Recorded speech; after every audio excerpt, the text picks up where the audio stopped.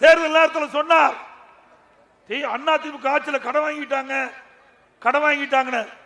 Corona காலங்க, கடுமையான நிதிநிலை, ஒரு ஆண்டு வருமானம் இல்ல. நான் முதலமைச்சர் இருக்கும்போது முதல் ஆண்டு வறட்சி, குடிப்பதற்கே தண்ணி இல்ல, அதை சமாளிச்சான்.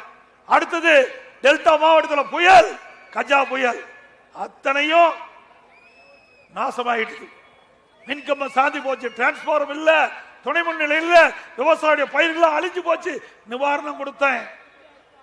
அடுத்தது கொரோனா, ஒருவர் மூஞ்சி ஒருத்தர் பார்க்க முடியல, எல்லாம் வீட்டுக்குள்ளேயே அடைஞ்சிருந்தோம். 12 மாசம் வருமானமே இல்ல, அப்ப கூட விலைவாசி உயரல, மக்கள் நிம்மதியா வாழ்ந்தாங்க. விலை மதிக்க முடியாத உயிரை அண்ணா திமுக ஆட்சியில காப்பாற்றிய அரசாங்கம் அண்ணா திமுக அரசாங்கம். இன்னைக்கு அமெரிக்காவில் கூட கொரோனா வந்த காலத்துல லட்சக்கணக்கான பேர் இருந்தாங்க.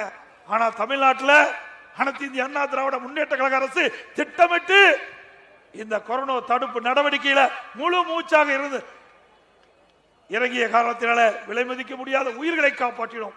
12 மாசம் அரசாங்கத்துக்கு வருமானமே இல்ல.